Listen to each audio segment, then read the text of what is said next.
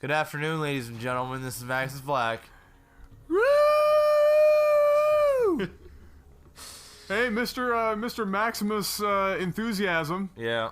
Hit me up with the noise that you make when you decide to spam all of your control groups at once with the Nexus.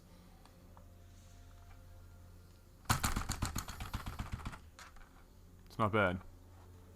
That remember who used to do that all the time? Friggin' Chicken Foo. Yeah, you did. What happened to that guy? Back in the day, I actually don't know. I really actually Neither don't know. the people at home, but No, yeah, anyway. no, the people at home don't know who we're talking about, but that's like long. But this is Will Cheese Fail Machinima Edition, episode 8. We are working our way towards 10. This will be the first, I believe 10 is the first full season. Yep. We are coming up to a close. People have been, people have accepted us. Good. I feel so. We're working in the right direction. Starting over here in the right-hand position, we have Alakazam. No. It's Alex Kazam, All not right. Alakazam, because that's the Pokemon. No, he was clever. All right. It's Alex Kazam. All right, there we are. And over here in the left-hand side of Shadow Temple, we have Bunsy Dog. Bunsy Dog. The glasses are helping. You corrected yourself. Yeah, you know. I didn't have to do anything there. I have glasses now. No big deal, but holy, we got a double assimilator steal, and we're going in 2 times speed for some reason. We like to live life in the fast lane. Yeah, whatever. Shit Good happens. song, actually. It's a great song. So basically, when you do a double assimilator steal like this, you're gonna force Protoss to get all zealots. Yep. That's what's gonna happen. So you better be prepared for it, really, because there is nothing quite worse than seeing about 4 to 6 zealots walk into your base and you not being able to do a damn thing about it. Yeah, well, he is getting up a couple of cannons here, so he should be okay. He kind of, I would like to maybe see, like, another pylon or something here, just to make it a little bit bigger of a surround around this cannon, because, these zealots are gonna be in huge numbers if you're gonna force the Protoss to do this. He still is building zealots here. Sunrise Core now is finishing, so actually he just canceled those, so it looks like he's actually gonna go right into getting some stalkers, and apparently somebody wants my babies. Would you like to have babies with a lieutenant? I mean, I hear they get paid well. Well, that's, hey, good pension. If you live that long. Yeah. That's as far as I can. That's as far as I can take that joke. I was trying to figure out a way to. I mean, we could have attempted, but I don't think it would have gotten any better. No, not at all. No. So we do have an expansion here going up for Alex Kazam. Wow. All I want to do is talk about Pokemon right now. 3 random cannons, and he's gonna lose a couple of zealots to this for no reason at all. That is unfortunate. Sure, why not? Is he going to continue to press on with these cannons? That is the question. It looks like it, and this is very odd because by Nice the looks cancel. of it, of it back home, it looked like he was going to try and expand because he's got this wall building up right now. He's got another cannon. It's a very random place for that cannon to be. But I thought for sure he was going to go back into it. It looks like he hasn't built probes in a long time, and the amount of money he spent here on cannons and pylons is basically enough for his Nexus. So he's pretty much ditched the idea of expanding and going ahead and trying to get a little more aggressive. And I mean, as of right now, I don't know if it's going to work. But if Alex Kazam just threw 2 zealots in the middle of nowhere, who knows? Maybe it is going to go better than he thinks. Well, Alex did just put down a forge, so if he can get a couple of cannons here very, very quickly... That's not fast enough. No, it might have been able to work. He's going to have to get this zealot and these probes off, sacrifice a couple of units, and wait for this cannon to finish, and then maybe try to take out the cannon that way, but it's going to be too late here. This cannon is going to finish, and once that's done... That's terrible damage. That's going to be bad news bears for Alex. How many kills this cannon's going to get here?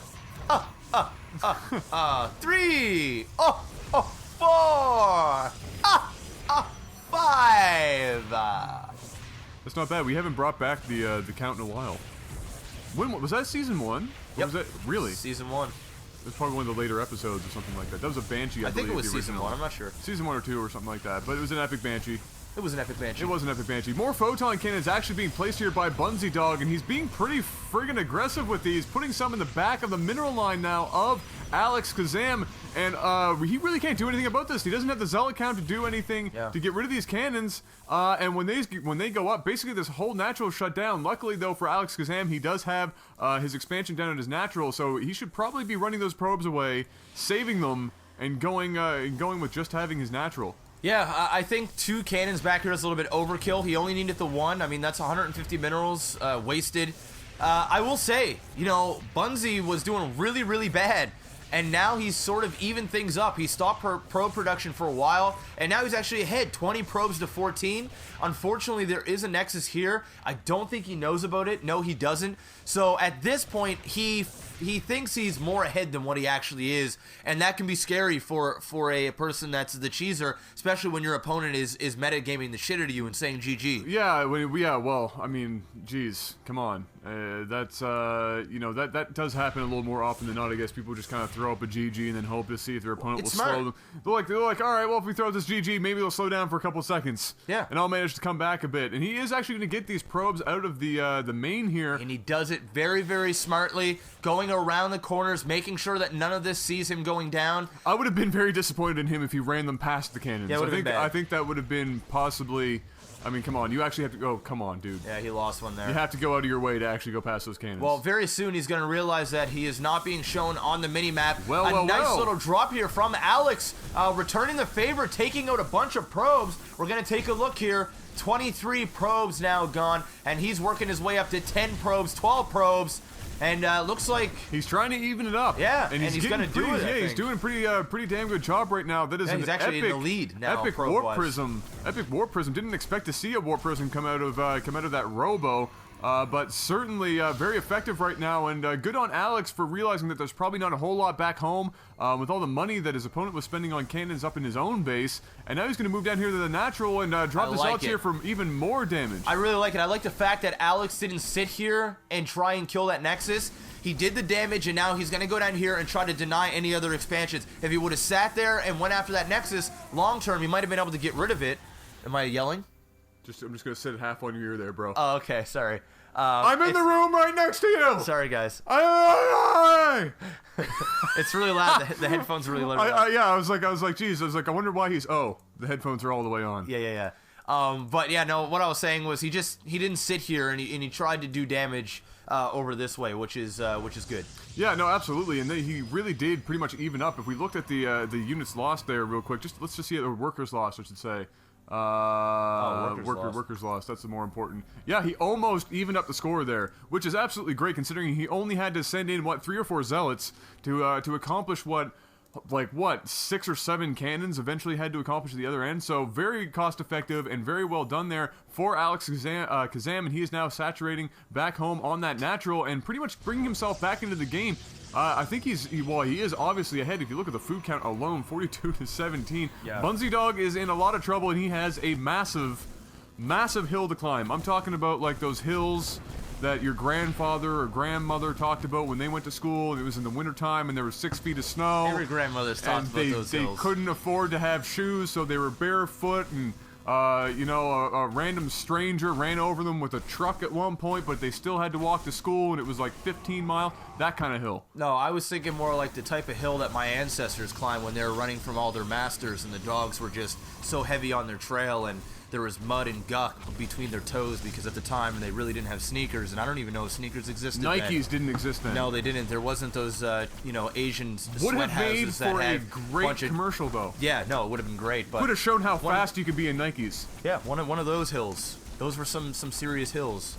The hills were alive. Those were hills of freedom, and when you got to the top of those bad boys, it was endless opportunities. You have no idea how hard it is for me to continue the banter with that without actually being racist myself. Hey, that's okay. I'm black, and I'm giving you permission. A lot of people out there don't think that they can do some sort of stereotypical racist stuff, but as long as your black friend gives you the okay, it's okay. Then you're okay. But only during that time. You can't say, well, he's giving me immunity forever. You can't initiate. You have to wait until the opportunity is presented. I actually have to physically. You can't ask for it, and it just has to happen naturally. I have to give you that. It's like an unwritten rule. Yes. It's like the bros before hoes. Absolutely. Some action going on here, though. There is. And actually, I like decent those force fields around the cannons, yeah. trying to keep them alive as long as possible. But it's just way too many zealots, and like Adam said before, the food supply was just really, really bad for too long. He had to wait for this Nexus to finish before he could actually start mining, and now there's just way too many units, and I think this is going to be GG very soon. Yeah, it's just going to be a case of Alex Kazan continuing to warp in units with this Warp Prism. I love this Warp Prism. Yeah. This Warp Prism is just Two working of them, it. actually. 2 of these Warp Prisms up in here, only 1 really in use, but great use of the Warp Prisms, and I'm going to say at lower levels, I don't see enough use of the Warp Prism. No, I don't. It can be, especially after that, what was it, 2 patches ago now, or I think, that they got that upgrade for shields or health or something, because before it was basically like flying a paper airplane into the room and, you know, somebody like blew one out the wrong way and it exploded. But now you can actually make use of it, and you can use it for purposes like this, and of course, for great harassing purposes, but definitely underused in the lower levels, and good on Alex Kazam for using it in an appropriate situation. Unfortunately, Bunzy Dog feels that he still has a chance in hell of winning this game, when unfortunately, he does not. No, he really doesn't. He's just being extremely BM at this point. There's no way he can win. If he wins this game, I'll do something insane. No, he's not going to win. Good news. He built a Nexus off to the side of Alex Kazam's third. He's really going for that epic hide. Great. Anything you want to talk about? Let's talk about Pokemon. Alex Kazam, freaking solid Pokemon to have in your group. Okay, what was the stages for that? There was. It was Abracadabra. It was Alizé. Abra, Kadabra. Alakazam. Did I say Alizé? Alizé. I believe that's an alcoholic drink. Man, I am. I am black as hell right now. Just had one of those black moments. Alizé. What was it? Was it the 4-stage scissor? No, it's not. It was not Alex. Oh wait, wasn't it Hypno? Hypno. No, Hypno, Hypno was another psychic Pokemon. That was not. No, that wasn't that string. Okay. It was Abra, Kadabra, Alakazam. You're right. Yeah.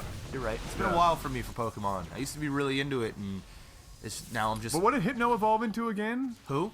Hypno. He was the guy. He had the watch, yeah, but I can't remember what. Did he evolve at all? I don't think he evolved. Somebody's gonna rage. I remember a lot about Pokemon.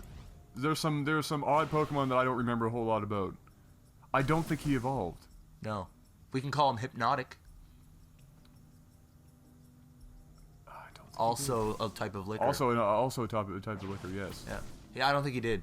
No, I don't think he did either. I'm gonna search that. He was only in a few episodes. He wasn't in a whole lot of episodes, and also not really useful in the game. I find it weird that some Pokemons don't have evolve stages, and then others have 2, and then others only have 1.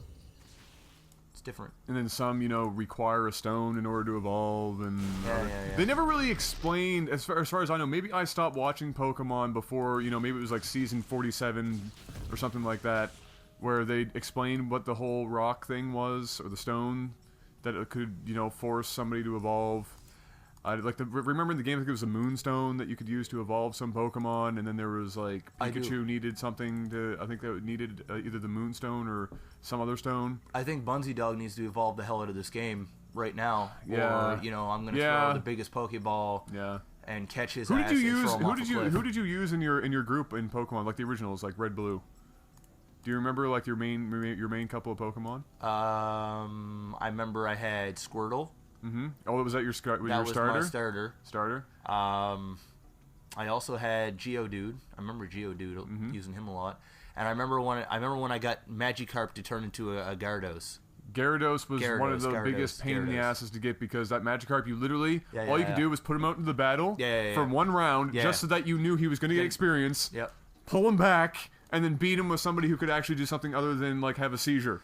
Magikarp did nothing. He just sat there. No, he just sat there and was like, it was literally a fish out of water. No, it was actually a troll Pokemon. It's like But you knew Gyarados was like one of the best Pokemon in the whole game, so you're like, I must do it. I must. I was a Dragonite, Charizard, I think Gyarados was in there. I don't think I used Blastoise. I think I used Gyarados. But I remember having Dragonite because he can basically do everything. In the He was one of description those, below, like, OP. let us know what's your favorite Pokemon. Favorite Pokemon, or who did you have when you went up against those like epic gym battles at the end?